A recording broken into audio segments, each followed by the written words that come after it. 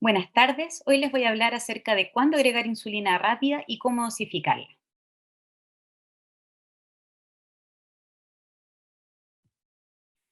Lo primero que les quiero contar es que habitualmente nos demoramos mucho tiempo en agregar tratamiento con insulina. Cuando un paciente está con hipoglucemiantes orales, en promedio nos demoramos entre 6 a 7 años y lo hacemos con hemoglobinas glicosiladas mayor al 9% al momento de intensificar la terapia.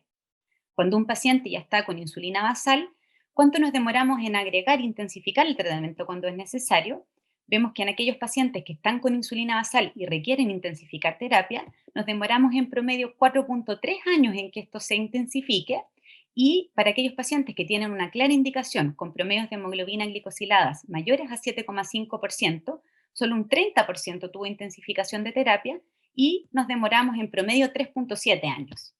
Este concepto, que es la inercia terapéutica, es lo que nosotros debemos tratar de evitar a toda costa. No nos podemos demorar más de 6 años en iniciar insulina basal, ni más de 3 años en intensificar la terapia cuando esto es necesario, y no podemos dejar que solamente un 30% de aquellos pacientes que requieren intensificar su tratamiento realmente lo reciban. ¿Cuándo tenemos que iniciar entonces tratamientos con insulinas de acción rápida? Cuando tenemos un paciente que adhiere a los cambios de estilo de vida, que adhiere al tratamiento y que tiene una insulina basal bien titulada, yo debo considerar que si yo ya estoy cumpliendo estas metas, aquel paciente que tiene la meta sobre tratamiento individualizada no debe frustrarse, no debo retarlo, no debo considerar que esto es una culpa ni amenazarlo con insulina, sino que debo pensar que la enfermedad de diabetes tipo 2 es una enfermedad progresiva que puede llevar a la pérdida de la función de la secreción de insulina, y que en estos casos lo que yo tengo que hacer es reemplazar aquella función fisiológica que el paciente ya no está logrando realizar. De esta manera, si tenemos la insulina basal bien titulada, pero la hemoglobina glicosilada está sobre la meta terapéutica, lo que yo debo pensar es que si la insulina basal está bien titulada, la función basal que normalmente nosotros hacemos insulinizando está cubierta, y por lo tanto lo que a mí me falta es cubrir la insulinización que se genera en respuesta a la hiperglicemia por las comidas del desayuno, almuerzo y cena. Y por lo tanto, lo que necesito es una estrategia de control prandial, que puede ser, en primera opción, un análogo de GLP-1, pero si yo no dispongo de esta alternativa, debo considerar adicionar una insulina de acción prandial para reemplazar la función fisiológica del páncreas que no se está logrando cumplir. ¿Qué insulinas tenemos disponibles para poder hacer esta acción? Tenemos insulinas consideradas de acción corta, como la insulina regular, que inicia su acción a los 30 a 60 minutos, que llega a su pic a las 2 a 3 horas y que dura en promedio 6 a 10 horas. Tenemos las insulinas de acción rápida, como la Sparta, Lispro y Glulicina, que vemos acá que tienen ciertas diferencias en sus tiempos de acción. Y tenemos recientemente la insulina Sparta ultra rápida, que parte antes a los 5 a 10 minutos y que dura en promedio 60 minutos, pero que todavía no está disponible en Chile. Con respecto a las insulinas de acción rápida, como la Sparta, el Glulicina y Lispro, en general se considera que su inicio de acción es a los 5 a 15 minutos, que es en un pic de acción a los 90 minutos y que duran en promedio 3 a 5 horas. Lo que vemos entonces cuando comparamos estas insulinas de acción rápida con la insulina humana regular es que su inicio de acción es más rápido, ¿cierto? Su pic es más precoz y su tiempo de duración es menor, y esto se asemeja más a la secreción de insulina que veíamos de manera fisiológica. Esto logra un mejor control de la glicemia postprandial, como vemos cuando en las distintas comidas, cuando comparamos insulina de acción rápida como la Sparta con la insulina humana regular, esto mismo se repite con los otros tipos de insulina que mencionábamos. ¿Y qué beneficios tenemos entonces clínicos? Que al tener un inicio de acción más rápida y una duración de acción más corta, las insulinas análogas tienen una insulinización más fisiológica y que logran, desde el punto de vista clínico, un mejor control de la glicemia postprandial, una mayor disminución de la hemoglobina glicosilada, aunque un valor discreto, una menor hipoglicemia postprandial tardía y también nocturna, sobre todo en el periodo posterior a la cena, y una mayor flexibilidad en las inyecciones de comidas principales y snack, además de ser la insulina de elección en aquellos pacientes con diabetes tipo 1 que están con terapia con insulina en bombas. Cuando administramos entonces la insulina de acción prandial, si vamos a tener a disponibilidad insulina humana regular, la tenemos que inyectar 30 minutos antes de comer, y si vamos a tener insulina de acción rápida, Asparta, Lispro o Glulicina, por el tiempo de inicio de acción la deberíamos inyectar 15 minutos antes de comer. ¿En cuántas comidas inyectamos la insulina entonces? Podemos escoger un esquema Basal Plus en que vamos a inyectar la primera dosis de insulina con una comida y podemos ir adicionando otras comidas si es que el paciente no logra la meta de control metabólico esperado, o una estrategia de Basal Bolo en que simultáneamente vamos a inyectar la insulina con las tres comidas. ¿Cuál comida escojo entonces? Vamos a ver en los estudios que hay estudios que analizan escoger la comida con mayor cantidad de carbohidratos determinado por el paciente, la que genera la mayor hiperglicemia posterior a comer, la que genera la mayor excursión de glicemia desde que el paciente parte comiendo hasta el pic de la glicemia a las 2 horas postprandial, o que también han incorporado en la comida del desayuno como la primera comida a insulinizar. Y para titular la dosis de insulina prandial, puedo considerar la glicemia previo a la comida siguiente que yo escogí. Por ejemplo, si voy a colocar la insulina con el desayuno, puedo titularla con la glicemia previo al almuerzo o con la glicemia a las 2 horas post comida. Siguiendo el mismo ejemplo, si yo voy a inyectar al desayuno, controlar la glicemia a las 2 horas después del desayuno y titularla según esta meta de glicemia. ¿Qué estudios vemos que están disponibles? Hay estudios que han analizado la comida con mayor cantidad de carbohidratos determinado por el paciente, la que genera la mayor hiperglicemia, la que genera la mayor excursión de glicemia o la que considera el desayuno como la primera comida a inyectar. Y vamos a ir revisando algunos de estos estudios para sacar conclusiones. Lo primero que les quiero contar es que cuando vemos en estudios de alto número de pacientes qué porcentaje de pacientes presentan el mayor valor de glicemia según el horario de comida en la que comen, la mayor parte de los pacientes, el 44%, presenta el mayor valor de glicemia postprandial en la comida de la cena. Sin embargo, cuando vemos cuál es la comida que genera la mayor excursión prandial, el 46% de los pacientes presenta esta excursión al momento del post-desayuno. El estudio Stepwise, que se publicó el año 2011, que es un estudio randomizado en pacientes que estaban con insulina basal de Temir, se comparó la estrategia Simple Step, que era dar insulina asparta con la comida que tenía mayor cantidad de carbohidrato. Estos pacientes se medían 4 hemoglucotés y se titulaban con la glicemia pre-comidas y antes de dormir, según la meta. Si el paciente estaba en meta de la glicemia, se mantenía la dosis. Si el paciente estaba sobre la meta deseada, se iba subiendo la cantidad de insulina asparta según necesidad, y si los pacientes estaban bajo la meta deseada, se disminuía la dosis de insulina. Y se comparó con la estrategia Extra Step, que era con la asparta, con la comida con mayor excursión de glicemia. Se medían 6 veces al día y se titulaba esta vez con hemoglucotés posterior a la comida. Por eso vemos que acá las metas de glicemia son distintas porque están pensadas para una meta de glicemia post comida, en que si estaba hasta 144 se mantenía la dosis, si era superior se aumentaba la dosis de asparta y si era inferior a la meta se disminuía. Lo que se vio con esta estrategia es que ambas estrategias lograban el mismo control metabólico en términos de hemoglobina glicosilada, y al cabo del periodo 3 en que se iba agregando insulina con otras comidas, si es que esto era necesario, el 75% de estos pacientes terminaron usando 3 dosis prandiales,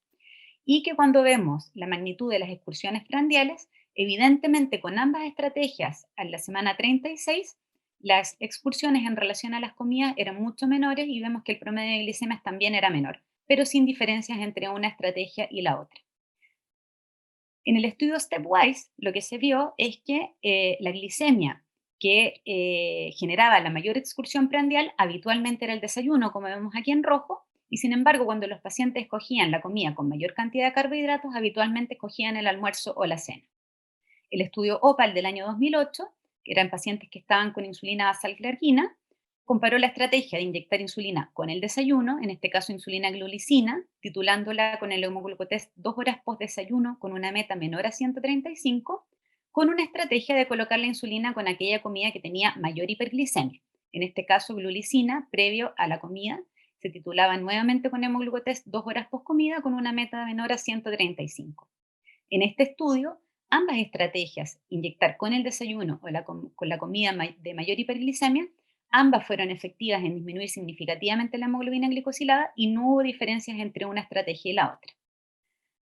Entonces, en términos de efectividad, ¿es comparable una estrategia Basal Plus con una estrategia Basal Bolo? El estudio CIRIS del año 2012 comparó estas alternativas. El grupo 1 iniciaba con un Basal Bolo, el grupo 2 iniciaba con un esquema Basal Plus en que se iba incorporando glulicina en la medida en que era necesario junto a la metformina, y en el grupo 3 se adicionaba la glulicina también conforme era necesario por el control metabólico, pero se mantenía metformina y el uso de otros hipoglicemiantes secretagogos de insulina, como en este caso más del 90% de los pacientes mantenían el uso de sulfonilureas. En este estudio se vio que el grupo 1, que era el grupo que partía con una estrategia Basal Plus, tuvo un mejor control metabólico. Sin embargo, cuando se analizaba el subgrupo de pacientes que partían con hemoglobinas glicosiladas menores a 8%, no habían diferencias significativas entre una estrategia escalonada y una estrategia de iniciar directamente con basal bolo con las tres comidas. Y sí se vio que el grupo 3, que era el grupo que mantenía las sulfonilureas, presentaba mayores tasas de hipoglicemia nocturna. Cuando se comparaba el porcentaje, el alza de peso, el grupo 2, que era el grupo que sumaba insulina en forma escalonada, tenía una menor ganancia de peso que era significativamente menor que el grupo 1 y grupo 3. El estudio Full Step del año 2014, que es el que compara estas dos estrategias de Basal Plus versus Basal Bolo en pacientes con insulina basal de Temir, se comparó la estrategia Stepwise, que era insulina asparta, con la comida de mayor carbohidratos determinada por el paciente. Se agregaba una segunda comida o una tercera comida si era necesario, si el paciente tenía una hemoglobina glicosilada mayor a 7% en el seguimiento, con una meta de glicemia que se titulaba precomidas entre 72 a 130.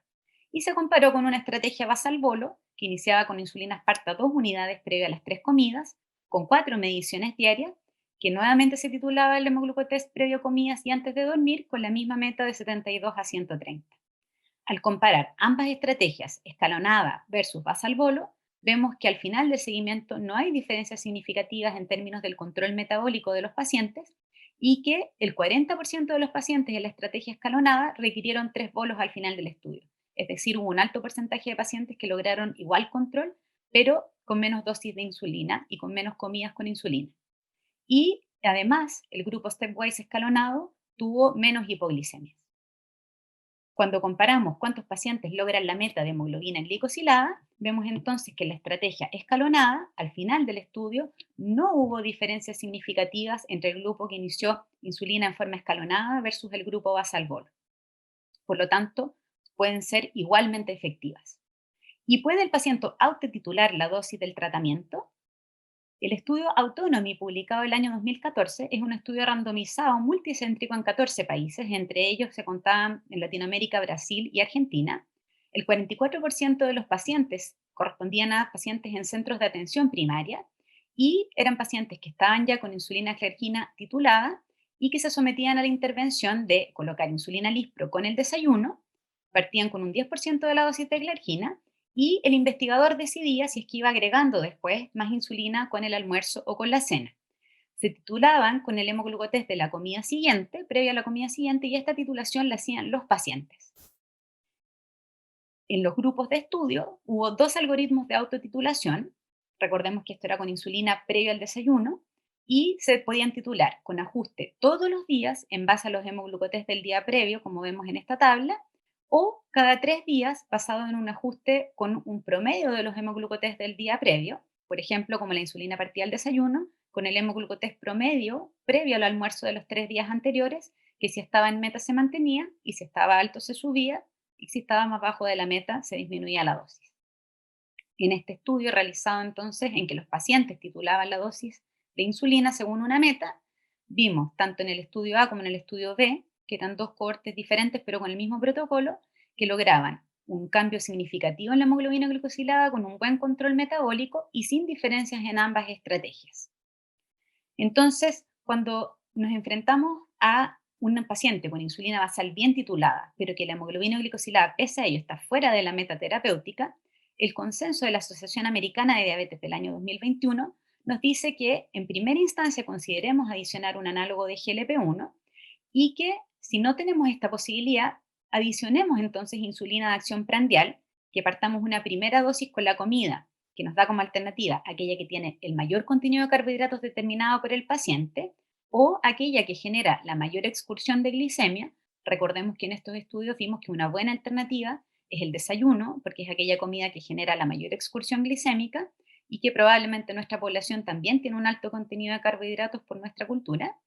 y que con esta primera dosis de comida podemos partir con una dosis de 4 unidades de insulina rápida o con un 10% de la dosis de la insulina basal que ocupa el paciente, pero tomando la precaución de que si la hemoglobina glicosilada está menor a 8%, considerar disminuir la dosis de insulina basal en 4 unidades o disminuirla un 10%. Para titularla, entonces, podemos ir subiendo esta dosis en 1 o 2 unidades, en un promedio de 2 veces a la semana, o aumentar un 10 a un 15% de la dosis 2 veces a la semana, pero importante que si el paciente presenta hipoglicemia, determinar cuál es la causa de esta, y si no hay una causa aparente, como veíamos en los algoritmos, disminuir entonces la dosis en un 10 o un 20%. Si pese a esto el paciente está sobre la meta terapéutica, lo que debemos hacer entonces es adicionar escalonadamente insulina prandial en otras comidas, considerar mezclar la insulina NPH si es que el paciente está con esa insulina con insulina de acción regular, o también podemos considerar adicionar una insulina que venga premezclada. Si adicionamos escalonadamente insulina prandial, como veíamos en los estudios que analizaban las estrategias de Basal Plus, podemos terminar con 2 inyecciones, luego 3 inyecciones, hasta quedar finalmente con un esquema basal bolo si es que es necesario. Si nuestra estrategia es mezclar insulina NPH con insulina regular, como suele ser la realidad en muchos lugares de nuestro país y para la gran mayoría de nuestra población, tenemos que disminuir la dosis de NPH a un 80% y distribuirla 2 tercios previo al desayuno y un tercio previo a la cena, y agregar 4 unidades de insulina rápida con cada inyección o un 10% de la dosis de NPH que ya redujimos, recordemos, a un 80%. Las insulinas premezcladas en general las usamos poco porque dan poca flexibilidad y tampoco las tenemos de acceso fácil, al menos en el sistema de salud a través de FONASA para nuestra población. Y recordar que esta titulación va a ser en base a las metas de control glicémico, perdón. Si tenemos una glicemia precapilar en un paciente como convencional en el fondo, vamos a querer que esta glicemia precomida esté entre 80 y 130 y vamos a titular nuestra insulina para esta meta. O si vamos a escoger la estrategia de titulación con hemoglucotés a las 2 horas posterior a la comida, el pic de glicemia postprandial debiera ser menor a 180 y deberíamos titular nuestra insulina para lograr esta meta de glicemia. Recordar entonces que estas metas de control glicémico son las metas estándar, pero cuando tenemos pacientes con alto riesgo de hipoglicemias, con una menor expectativa de vida, como por ejemplo suelen ser los adultos mayores, dependiendo de la condición de salud, tenemos que modificar estas metas y modificar nuestro tratamiento de acuerdo a ellas. En un paciente adulto mayor, pero saludable, con una expectativa de vida larga, nosotros vamos a buscar una meta habitual con una glicemia de ayuno precomidas entre 80 y 130, pero si un paciente tiene una expectativa de vida intermedia o incluso limitada, ¿cierto? Un paciente, por ejemplo, que está en etapa final de la vida, que tiene un deterioro cognitivo severo, mis metas van a ser más flexibles y voy a titular a lo mejor con una glicemia precomida mucho mayor, como vemos en un paciente con expectativa de vida intermedia, voy a buscar una glicemia precomida hasta 150, o en un paciente que está en un proceso de fin de vida, puede ser incluso una glicemia precomida hasta 180. Entonces, como conclusiones, quisiera resaltar que evitemos la inercia terapéutica. Cuando tenemos un paciente que no cumple la meta terapéutica, que no cumple con la meta de hemoglobina glicosilada individualizada que yo he establecido para él, tengo que buscar cuál es la causa. Si es que ese paciente ya está usando insulina basal y esa insulina basal está bien titulada, yo debo iniciar una estrategia prandial para alcanzar mi meta terapéutica. Si esa estrategia prandial no tengo la disponibilidad de análogos de GLP-1, entonces yo debo tratar de agregar insulinas de acción rápida que me permitan suplir la función del páncreas en la insulinización prandial. Si tengo la disponibilidad de insulinas análogas, preferirlas porque esta insulinización va a ser más fisiológica, porque vamos a lograr un inicio de acción más precoz, un pic que es más acorde y una duración menor, ¿cierto? Con mejor control postprandial, con menor riesgo de hipoglicemia y con un poco mejor de control metabólico. Y que la estrategia del Basal Plus, entonces, en que podemos partir con una comida principal que nosotros escojamos, ir titulándola y si es que vemos que el paciente no alcanza la meta terapéutica, agregar otras comidas con el pasar del tiempo, si al pasar de 3 meses, por ejemplo, el paciente no logra la meta de hemoglobina glicosilada, y que este esquema Basal Plus es una buena alternativa de inicio para un médico no especialista y puede incluso ser titulado en forma efectiva por el mismo paciente. La titulación de las dosis, entonces, es muy importante que sea de acuerdo a la meta deseada. Puedo titular, según el caso, con la glicemia precomida o con la glicemia a las 2 horas poscomida. pero modificando esta dosis, esta meta terapéutica, según la meta individualizada para mi paciente. Espero que les haya quedado claro y que evitemos entonces la inercia terapéutica en nuestros pacientes. Muchas gracias.